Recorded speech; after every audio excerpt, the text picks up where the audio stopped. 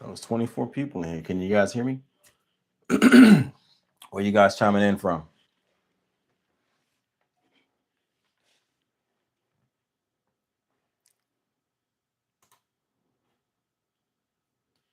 Where you guys chiming in from? Where you checking me? Where you from on this live? Well, since the conversation is not going to be starting, I'm in the DMV. Hi, Well, Lori. since the conversation is not going to be started, I'm in the. All right, so we're good. I got sound. Have you guys checked out any of my content? Checked out my channel? If not, that's totally fine. That's totally fine. I don't know if it's your cup of tea, but that's just me. Hey everybody. Hi Julian. Hi Michael. Yeah, I know what you meant, Julian. You good, man. You good. No worries here. All right, so this is my first live, right?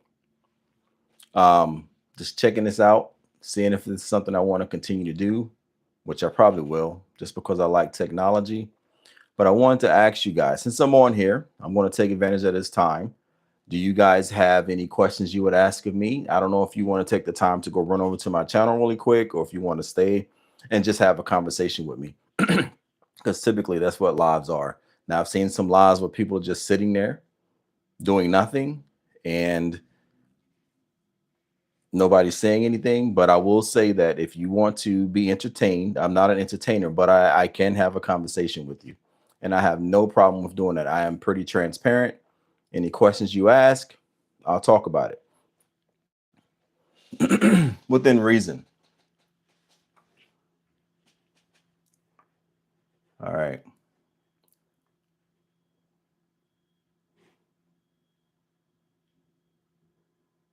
If you're going to drop off, that's totally fine. I get it. I get it.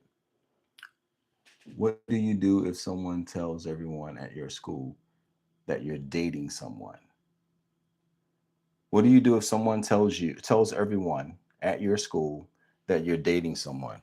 Do you know this person? Do you know this person that actually told the school? You do? So is it a friend? Okay. So have you reached out to your friend and talked to your friend and asked her why he or she done that? And what was the response? Really quick.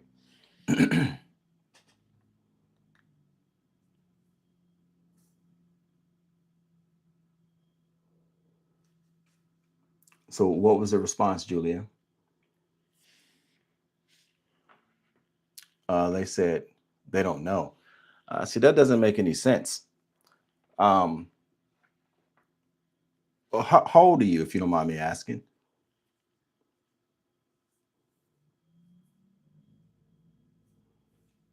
You don't have to. You don't have to say that. But what I would say to your friend, okay, I would go to my friend and I would be like, hey, look, are you offended? First off, are you offended by your friend telling everybody at the school? Julia, a little bit. Okay. All right. So first thing I would do is I would I would head over to my friend and I would be like, hey, look, I don't appreciate you doing this. Um, so the next question I would ask you is this your friend? Did you tell your friend in confidence, or was it not clear? Because you got to understand sometimes, I have friends, and obviously they're friends of mine as well, and so they come to me and they tell me some things. I don't know if it's in confidence or not, but me, I'm going to ask the question: do you want me to keep close hold to this and not say anything about it, or are you telling me because you're about to tell everyone? I don't know what WSG means, Ronald, YouTube Ronald, but Roland, how you doing, YouTube Roland, Ron Low Kid? Oh, what's good? Oh, I'm good, man. I appreciate it. I'm good. How are you? All right, so Julian, the cat's out of the bag now. You're going to have to deal with it. That's just the bottom line up front. You're going to have to deal with it. You're going to have to talk to your friend. Um, the cat's out of the bag, and you can say, hey, look, and next time, if I tell you something, I'm telling you this in confidence. I'm telling you this in confidence, and I'm telling you, um, as my friend. Okay, Julian, that's fine. You have to go. I get it. Going to the store. Okay, my first time here, looking for interesting topics. Manifest Reality 6805. I am too. It's my first live. It's my first live, but I will tell you, lives are no good if the people that are watching do not engage. If you have questions, if you want to have a conversation, if you want to address an issue or just talk, I'm totally here for that. I apologize for the cough. I drank something wrong today, the wrong way, and I've been coughing ever since. But like I was saying, lives are not, I'm not an entertainer, so I'm not going to entertain you. But I can talk, I can have a conversation, and we can just be a community and just talk. New friends, new people, you meet all kinds of people on here. I jump on lives or whatever, and I see a person struggling or not really talking too much about anything, not talking about much really. I'll engage that person because I'm on here, I'm taking my time to sit and I'm taking my time to watch. You caught my attention. I'm going to engage you. I'm going to talk to you. I'm going to have a conversation. I'm going to ask you some questions. And then as that person continues to talk, that person will start to engage a little bit more. No worries, Julian. You're welcome.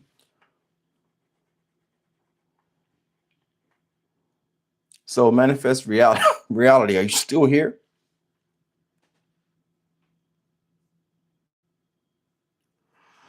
I see it's one person still here. Now, I don't know who you are.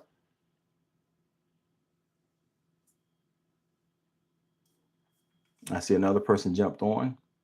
This is just an open floor, no structure, just conversation.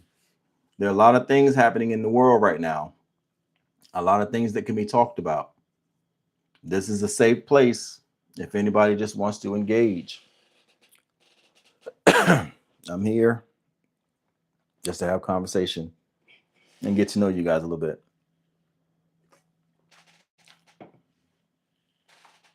Like I said, there's no structure here. If you guys get a chance, if you want, no pressure, go check out my content. I got more to come. I'm just getting started on YouTube. I'm not in it for the money. I'm in it for the community. I live a good life, so I'm not chasing money. I'm not chasing clout. I've lived so far. I'm retired twice. Military, and I was in law enforcement. I was a police chief, actually, is what I retired as. So I'm here. I got a lot of experience, a lot of knowledge, a lot of information, and I'm willing to give back and have conversation. I do apologize for the cough. Your last postal community was 2 weeks ago. Is very interesting. I did just vote. Thank you, Manifest Reality. So what I've been trying to do is now using the community post. As you can see, not a lot of people has replied to it. Like I said, I'm new to YouTube as far as providing content. So what I'm typically trying to do is just I try to do all the things, the community post, the shorts, the long form video. I make the long form video and then I'll make some shorts from that.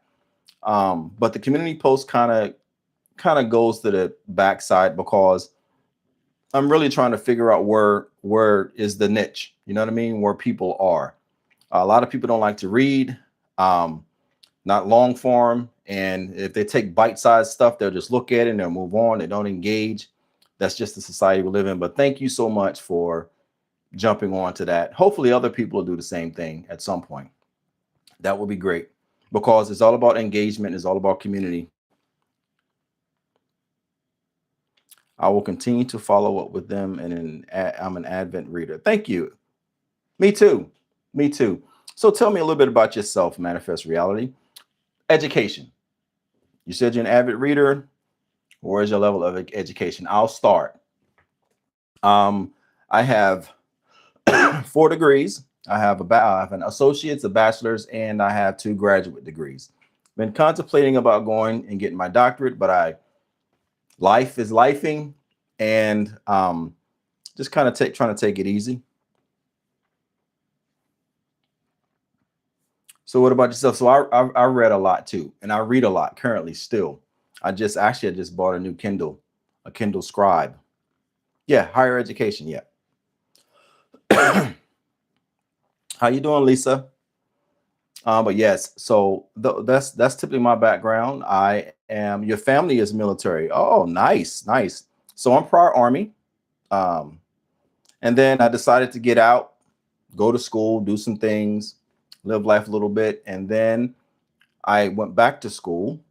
I went to school. I'm sorry, and I got my bachelor's at that time. I used the GI Bill, and then I got my first master's, and then I was like, oh, let me continue on. So I continued on with that, and then once I was done with that, I decided to go into the Air Force Reserve, and I went to the Air Force Reserve as a chaplain.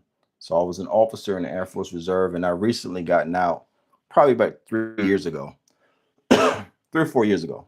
Yeah, 2022, I believe. So that's my story in a nutshell. Oh, and I was in policing as well. Like I said earlier, I'm a retired police chief, so um, I have a lot of things that I've seen in life, from the military, from just living life, and also in policing. Definitely in policing, which has kind of shaped who I am today. So I just want to give back and have conversation, talk to people. I'm very even keel, very mellow, and just trying to have talk. It would be nice, and I'm trying to build a community, and that's the thing. And I know people may frown upon that, as far as why are you trying to build a community. I'm just trying to, not that I need friends, I'm just trying to, I like technology, and this is the wave of the future, where the future's here. Why not just have a group of people that you can communicate with, they can communicate with you? You guys in cyberspace or in the ether can make it so that you guys are just becoming friends. Thank you, King Stanbill. Thank you, King. I appreciate it. Thank you. So, yeah, my daughter may run in here. I think she's in the other room finishing up her homework, but she's also FaceTiming with her friends as well. So she may come in here for something. Probably to ask me for dinner, even though I told her what we're going to eat for dinner, which is going to be Jersey Mike's. I love that place. I don't feel like cooking tonight. And my wife told me earlier today that she's actually taking a nap, that she doesn't feel like it. I've been known to be a hardball at times. I have too. I mean, don't get it twisted. Don't get it twisted, manifest. I'm rough around the edges. I am definitely rough around the edges. I am not your typical, um, for lack of a better term, uh, chaplain, like when I was in the military. I'm not your typical chaplain. Okay. I'm very matter of fact, very matter of fact, because the way I look at things, you shouldn't, if there's an issue or whatever the case may be, in order to correct the wrong or to bring the constructive criticism, you have to be matter of fact. I'm not here to play on your emotions. If we're talking and you come to me, then we're going to have the conversation. And it may be a hard reality. And if I am doing something wrong, I expect you to check me in the same fashion that I would check you. Um, my wife is definitely has experienced that. And I think that's one of the things that drew her to me, because of, I don't know, my nature, my masculinity in a sense. And she's, her femininity, it matches, it marries together. She knows that I got her back. She got mine. We build this together. I protect her. We do everything that you're supposed to be doing. And even in my work life, just dealing with the public, dealing with the people that I have to deal with. Um, I work in an environment where everybody has a more than likely has a military background or some type of paramilitary upbringing. So everybody is to that has that same ethos or that same mentality. You sugarcoat things, that opens the door for confusion and chaos. But if you're direct, then you be direct in a sense, you can be polite and be direct at the same time. But if you're direct and you get the point across, you will accomplish the mission without question. And you can adapt, adjust fire as you need to, and move on. No hard feelings. No hard feelings. I don't give it easy when it comes to the truth and how I was raised by the men in my family. Same here. Same here. I used to be one of those people back in the day who would, sorry, who would sugarcoat things. And even when it came to the truth, you want to appease the person's feelings, but your yes is a yes and your no is a no. I'm not going to sugarcoat it. Either you're going to pick up what I'm putting down or not. We're having this conversation. You come to me, we talk. And so you came to me to talk to me about it. Then you're going to get the truth. I don't hide from the truth whatsoever. I had a conversation at work today. Sorry, with a gentleman at work. And he was like, you know what, man, I love coming to talk to you. He came into my office. He's like, I love talking to you because every time I come in here, I know you're going to give it to me straight. And I always learn something. And I was like, yeah, dude, I'm not that guy.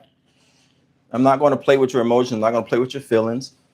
I've worked with females that are roughly the same way. I've worked with females that were soft. And I will say this, though.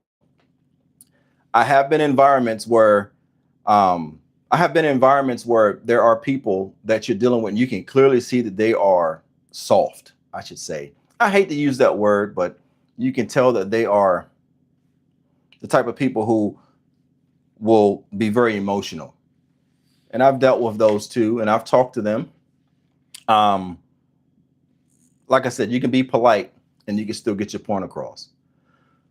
I noticed that a lot in the Air Force, you know. Okay, Manifest, 1 second. It's all good. But I noticed that a lot in the Air Force. The Army, not so much. The Army, you know, you got a warfighting mission and that's what you're going to do. Okay. Either you get on board, you get on the ship or you get off. You know what I mean? Either you pick up what's being put down or you leave. And even when I was in policing, that's how I was there too. But I was very fair, very fair. And when I am preaching or counseling or just anything in life, I'm going to give it to you straight, whether you want to hear it or not, whether you like it or not. It's not my job to cater to your feelings. You have a significant other, you have friends for that, but I'm a person that we're going to be straight and direct when we have our conversations. Because how are you going to change? How are you going to be convicted? How are you going to be grow if you don't get the constructive criticism that's needed? Believe me, I wasn't always like this. I used to be very timid about a lot of things. I used to be very anxious a lot of things. Not anymore. I actually don't get embarrassed. I literally could be walking in front of you, walking with you in a store or somewhere in public, and I may trip. Excuse me. I may fall. I'll get right up, dust myself off, may make a joke, and keep it moving. I don't get embarrassed because why get embarrassed? Things happen in life. Things happen in life. It happens to everyone. It happens all the time. Why am I going to sit there and ponder about why am I going to sit there and ponder what everybody else is thinking about me? I don't care what you think about me. To be honest with you, I'm going to keep it moving and life will move on. I'll never see you again. And you probably won't see me again. And even if you do, so be it. We got a lot of people in the world today that are caught up in their emotions, and their emotions get the best of them, and their emotions really, if you really watch a person, if they're very like that really emotional person that just can't function without it, and they're led by their emotions, you can clearly see that they're, mark my words now, you can clearly see that there's potentially something wrong with that person. When I say something wrong with that person, I'm talking about some kind of mental issue with that person. Mark my words, take that to the bank. Pay attention. Just pay attention. Someone who's always complaining, someone who is just lazy, someone who is always something going on, someone who is chaotic, someone who can't control their emotions. There's something going on upstairs with that person. And there's an issue there. And they need to be talked to, and talk to, and for one, point out the issue, and then help them see the issue, and then help them understand the issue, and then help them grow into being a better person. Being a better person, because if they don't, they're just going to continue that cycle. And if they, Lord forbid, if they have children, they're going to put that into their children, or their children's going to suffer behind that person's emotional instability. They're going to suffer behind that. So I had a dream last night. It was not last night. I came home from work. I laid across the bed, and I said, I had a very tiring day, a mentally draining day, given the type of work that I do. And I'm not a counselor. That's just something I do because I'm trained to do it, something I do on my own. But in my real job, it's all good, Manifest. Thank you. In my real job, it's very mentally draining, mentally. So I get tired. I'm in front of a computer. I literally have like 3 monitors in front of me. I got this plan, this policy, this regulation, or whatever you want to call it. I'm a program manager, put it that way. Program manager. I manage 2 programs, 2 very large programs for the government. And so it's very mentally draining trying to piece all that together and make it work. and herd the cats together, basically. So I come home sometimes and I'm like mentally drained. So I laid across the bed. I laid down and I had my phone in front of me. I literally was laying down like this across the bed. I was like this on the bed. And I guess I fell asleep with my hand underneath my chin, kind of like this. And I fell asleep and I was on my elbows. And I had the scariest dream in that short amount of time, because I was only asleep for maybe 15 minutes, according to my daughter. But it woke me up, and it's still bothering me because I'm trying to figure out what the dream meant. I'm trying to figure out what God is showing me, basically. Right. So here's how it went. My daughter and I were in a room full of people. We were talking, laughing, joking. It's like a restaurant or something like that, if I remember correctly. And the TV was on, like a large TV was on. And the waiter came over me, or somebody came over to me and was like, "Hey, sir, you might want to get out of here because I don't think you're going to want to see what's on TV."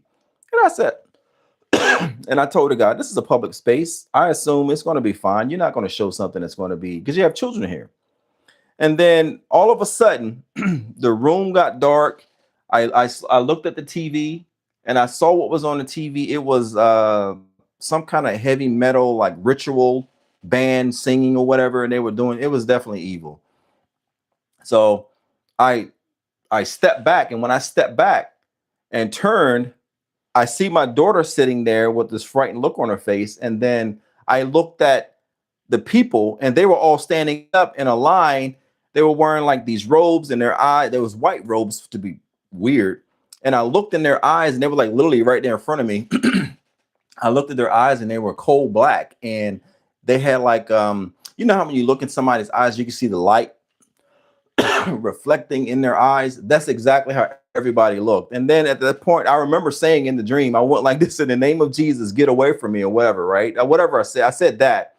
And then as I'm backing up and moving about, they're trying to corral me, but I'm going like this. And my daughter's like on my hip and I'm, going like this. And they're like, "Ooh, staying away from me." And then as I felt this overwhelming force pull my daughter and I out the door. And as we were coming to the door and backing out, the some creature came right in front of me with, like, it was a monster, some kind of crazy looking thing or whatever, and was trying to grab me, and then the door shut. And then I woke up. And so I'm just like, what in the world is that? And here's the reason why I bring this up and why I say it's bothering me. And I'm trying to figure out what God is trying to tell me. What am I supposed to get from this? In the Bible, you hear the Lord speaking. A lot of times sounds like thunder, rushing water. This you can't. It's overwhelming, right? In His presence, you're going to immediately fall on the ground. It's bottom line, hands down, because you cannot be in His presence. For we're unholy. We have sin attached to us, even though we're covered by the blood and forgiven. Long story short, people in the Bible, you hear the voice of the Lord. They said that the Lord spoke to me. What people don't really understand is He speaks in everything. We are created beings. Everything is created. He uses whatever is created to speak to you. And He speaks in dreams as well. You'll see that throughout the Bible.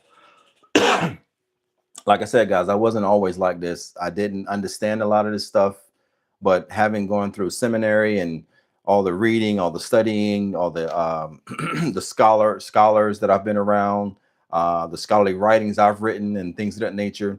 Actually, I'm published in the Air Force, but I really start to understand a lot of this stuff, putting everything in the Bible in context for today. And that's what I try to do in the videos, to try to bring it into context. Because just like in book of Ecclesiastes, nothing's new under the sun, meaningless, nothing's different. We have to just keep everything in context in order to understand it in the 21st century. And that's what I attempt to do. All right, folks don't understand, but when irresponsible, for so much load is heavy. Yes, it is. So manifest, elaborate on something that, based off your last statement, elaborate on that. And just, I know you can only type it in there, but if you would feel like sharing, if you want to share, elaborate on, something that your responsibility, and it's heavy, and that people don't understand that. If you want to share, and that's totally fine if you don't. But I'll say that in my life, um, as you can tell, I have broad shoulders. I work out consistently. And I've always worked out. I've always been an athlete. So working out is always something that I do. And so my shoulders are built for the heavy load. Even though the Lord's yoke is light, I still carry, I still have to run my race, and the load can be heavy sometimes. Yes, indeed. My grandfather says we experience visions that in time comes true. So what do you think that means?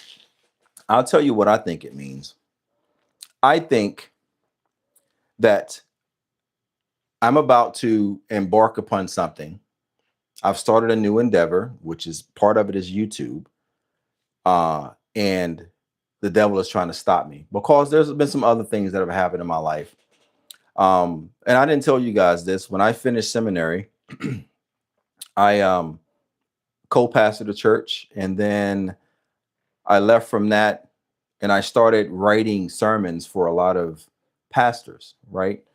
In the United States. I just put some stuff out there, and then all of a sudden it started coming in, and and then a lot of some pastors overseas, actually quite a few overseas, um, and they would solicit my business, my sermons, and we would talk, we would conversate. I was asked to come to India for a few months. They even made a commercial that was sent to me because at the time I was going to go, but then something happened at work. I was in policing at the time. Something had to work and I couldn't come. But um, but I noticed when I was doing all that, there were uh, instances of people trying to stop me, or things trying to stop me from actually doing that, which is totally fine. I understand that.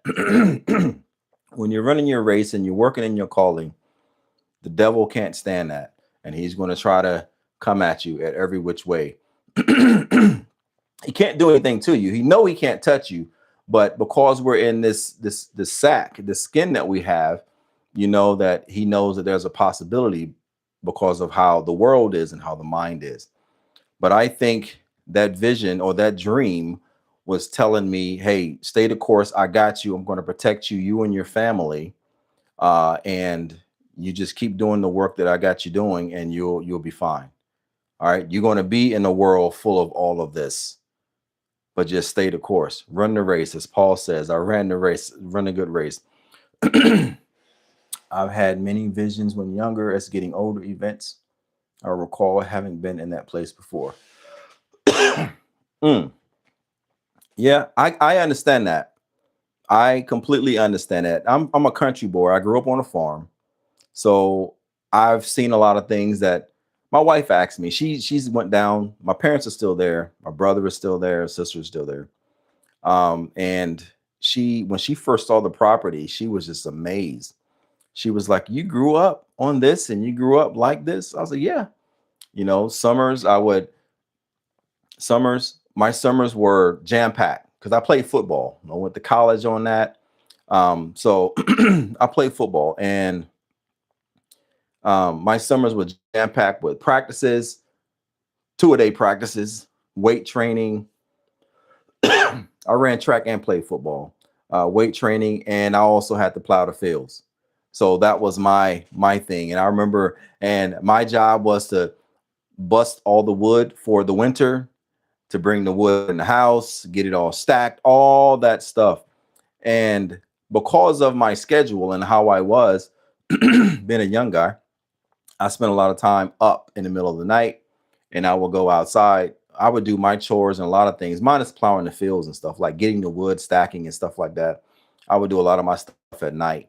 And so I saw a lot of things in the country at night, a lot of things that are, you know, beyond that would really freak somebody out.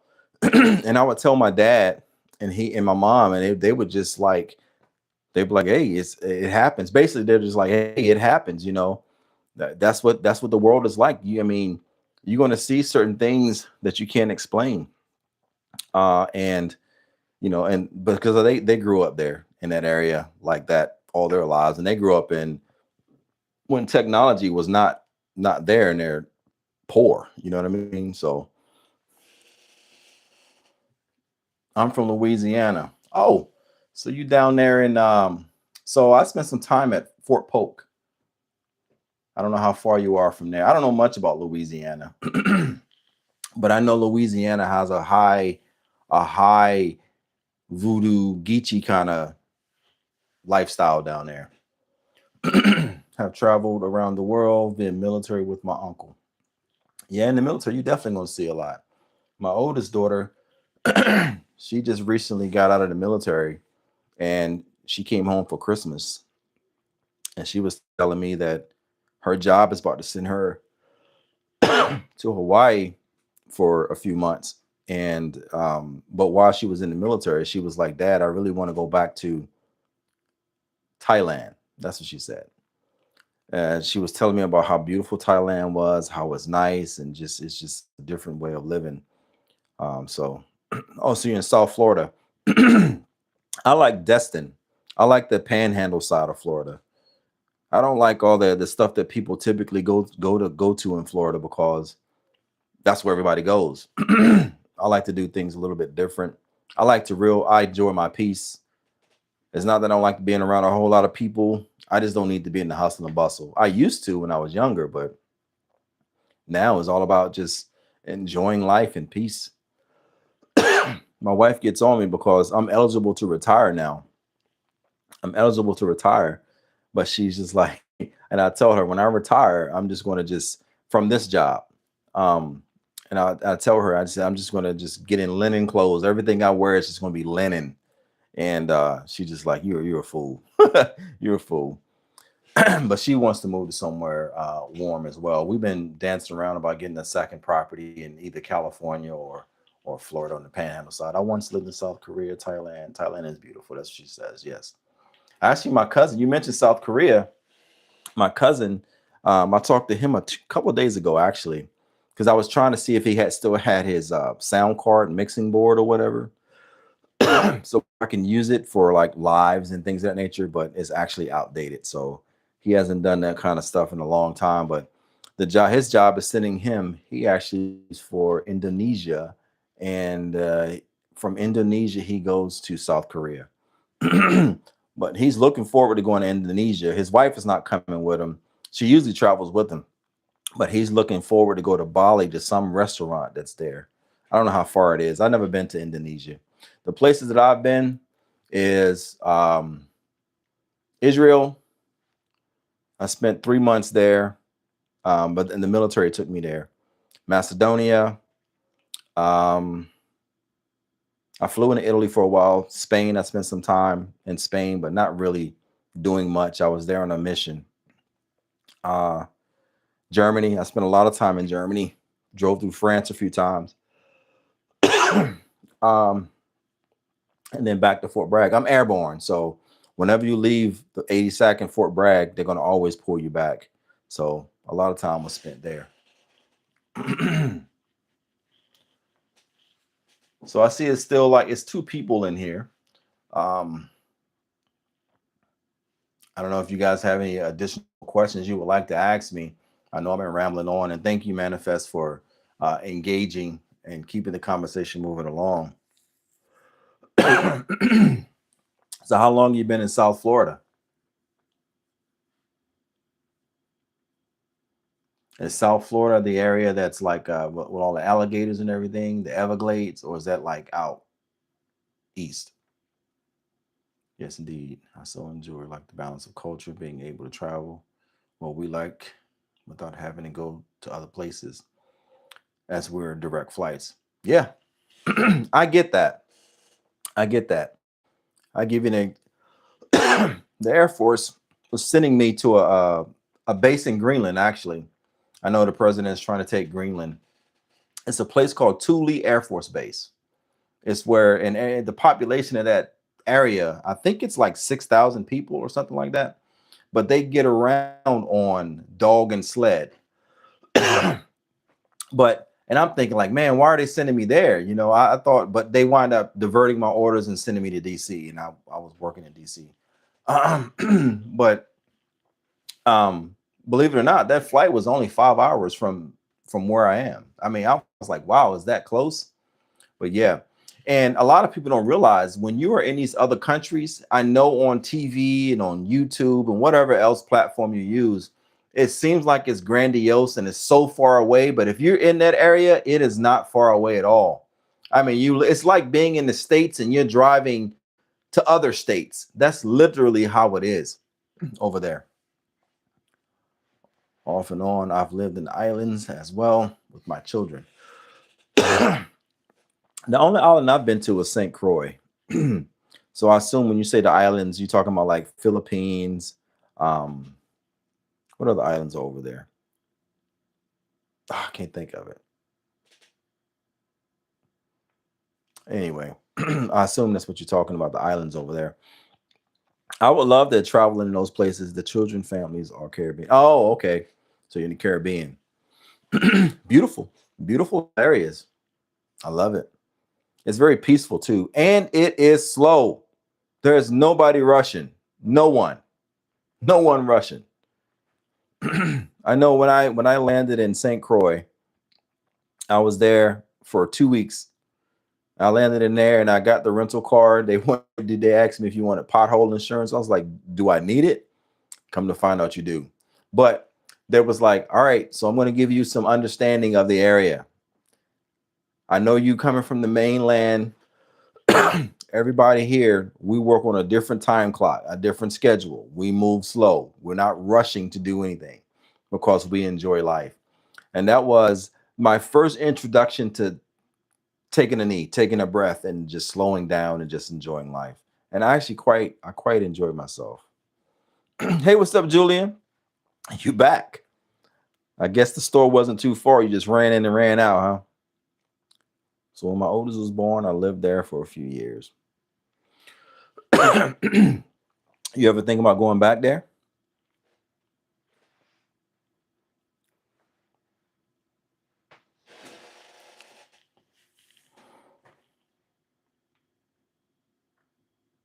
I'm sorry, guys. Give me a second. Something just popped up on my screen. Hmm. Oh, you often do. Okay.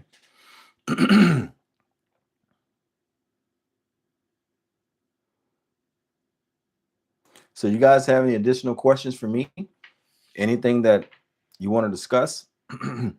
So, I learned at YouTube as well. So, a lot of my few videos are going to be coming in the future. I'm going to start doing it a different way. Um, a lot, they don't like a lot of, so YouTube is updating they've updated their policy, and in February it's going to take effect. And so YouTube is saying that what they're going to do is all AI content, the algorithm is going to find the AI content, it's going to start flagging people's channels. If you look on YouTube, you're going to see a lot of AI built into a lot of people's channels.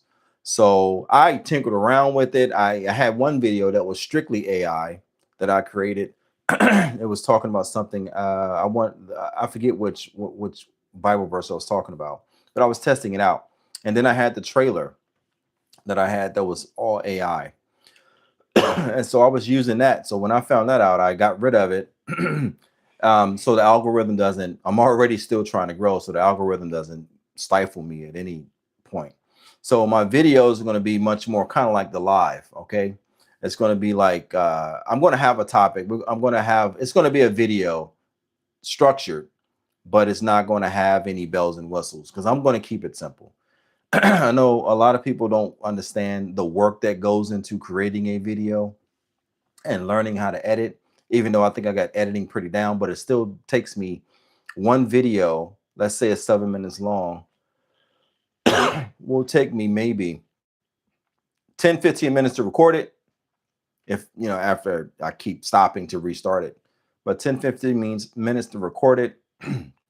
And then an hour and a half to 2 hours, maybe 3 hours to edit it. That's how much work is put into it. And so I can't do that. I have a family, and I have things that I have to do. So, and that's why I create shorts, which is a lot faster. You can do that on your phone a lot of times. You can do long forms too, but doing it that way, a lot of work goes into creating these videos.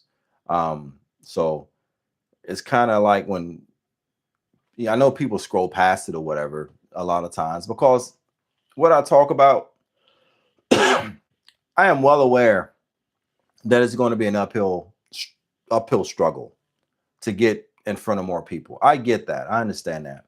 They'll much rather watch somebody do some crazy stuff, or they'll much rather watch some female in a sexy, cladly, she's not wearing a lot of clothes or whatever. I get it. I understand. I understand. And they will run from the truth. But it's not going to stop me because if it just reaches one person, I'm cool with that. But I know it's going to keep moving and it's going to do what it does. I'm just trying to run the race and do my part.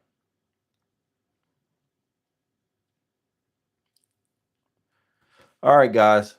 It is, wow, 46 minutes. I guess time moves by quick. While he certainly is making changes often, I wanted to focus on my channel, but the recent passing of my father. I'm so sorry, Manifest. And now your godson.